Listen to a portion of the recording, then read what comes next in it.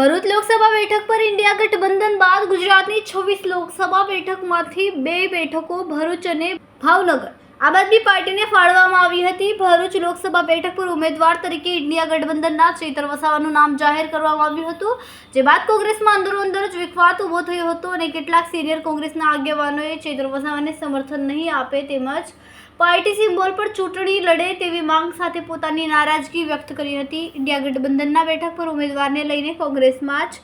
2 ફાટા જોવા મળ્યા હતા, જે બાદ હવે કોંગ્રેસના વિખવાદનો આજે અંત આવ્યો હતો અને નારાજ આગેવાનોએ ચૈતર વસાવાને એક સાથે પત્રકાર પરિષદનું આયોજન કર્યું હતું અને ચૈતર વસાવાને સમર્થન આપ્યું હતું।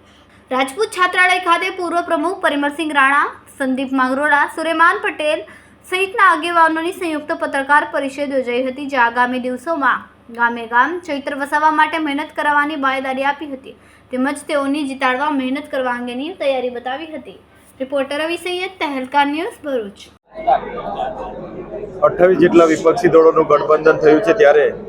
ભરૂચ લોકસભામાં ગઠબંધનના ઉમેદવાર તરીકે આમ આદમી પાર્ટીમાંથી મને નક્કી કરવામાં આવ્યો ત્યારે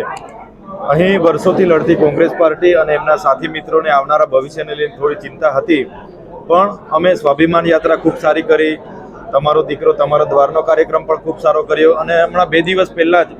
અહીં અમારી જન આશીર્વાદ યાત્રા હતી, એ પણ અમે તમામ સાથી મિત્રો કોંગ્રેસના આગેવાનોના મહેનતથી અમે સફળ બનાવી છે। ત્યારે જે મીડિયાના માધ્યમથી સૂત્રોના હવાલેથી ભાજપના લોકો જે અફવાઓ ફેલાવી રહ્યા હતા, ત્યારે આજે કોંગ્રેસના તમામ અગ્રણીઓએ આપણા માધ્યમથી લોકો સુધી મેસેજ પહોંચે કે અમે બધા સાથે છે અને ઇન્ડિયા ગઠબંધનના ઉમેદવારને જીતાડવા માટે મહેનત કરવાના છે, એ મેસેજ આપના માધ્યમથી અમે આપવા માગીએ છીએ। કોંગ્રેસના જેટલા પર અગ્રણીઓ વર્ષોથી ભાજપા સામે આ વિસ્તારમાં લડે છે, યોદ્ધાઓની જેમ કામ કરે છે, ત્યારે આવનાર દિવસોમાં અમે બધા એક ટીમ બનીને ઉતરીશું અને મને પૂરો વિશ્વાસ છે કે અમે આ વખતે ભરૂચ લોકસભા મહેનતથી અને સારી સરસાઈથી આ વખતે જીતી શકીશું। આજની ભરૂચ રાજપૂત છાત્રાલય ખાતે કોંગ્રેસના વરિષ્ઠ આગેવાન કાર્યકર્તાઓની પ્રેસ કોન્ફરન્સ યોજવામાં આવેલી હતી। જે રીતે ભારતીય જનતા પાર્ટી ભ્રામક પ્રચાર કરી રહેલી હોય કે કોંગ્રેસમાં 2 વિભાજન થયેલું હોય,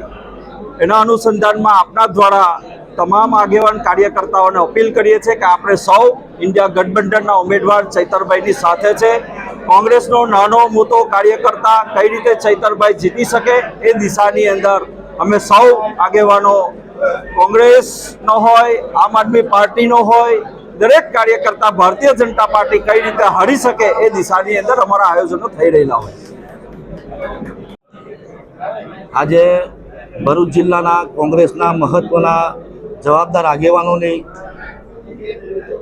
એક મહત્વની મિટિંગ રાજપૂત છાત્રાલય ખાતે રાખવામાં આવી છે। કેટલાય સમયથી એક એવો મેસેજ હતો કે કોંગ્રેસમાં આ એલાયન્સ થવાથી વિરોધ છે અને સ્વાભાવિકપણે આ સીટ એલાયન્સમાં આપવાથી કોંગ્રેસના આગેવાનો નારાજ જરૂર હતા, પણ અમારો હાઈકમાન્ડનું ડિસિઝન હતું અને પ્રદેશના સંકલનથી અમારા કેટલાક પ્રશ્નો હતા અને એને પ્રદેશ સમિતિ સમક્ષ રજૂ કરી અને અમારા કુટુંબ પરિવારના જે પ્રશ્નો હતા એનું સુખદ નિરાકરણ આવેલું છે। અને ગઈકાલે ચૈતરભાઈએ જે ફોર્મ રજૂ કર્યું છે, હવે પ્રચારનો સમય તો હવે શરૂ થાય છે। ચૈતરભાઈએ એમની સ્વાભિમાન યાત્રા પણ કરેલી હતી, અમારા કોંગ્રેસના આગેવાનોની સાથે જિલ્લા પંચાયતની મિટિંગો પણ કરેલી છે અને આવનાર દિવસોમાં અમે વિધાનસભા વાઇઝ, તાલુકા વાઇઝ, જિલ્લા વાઇઝ મિટિંગો કરીને ચૈતરભાઈને પૂરી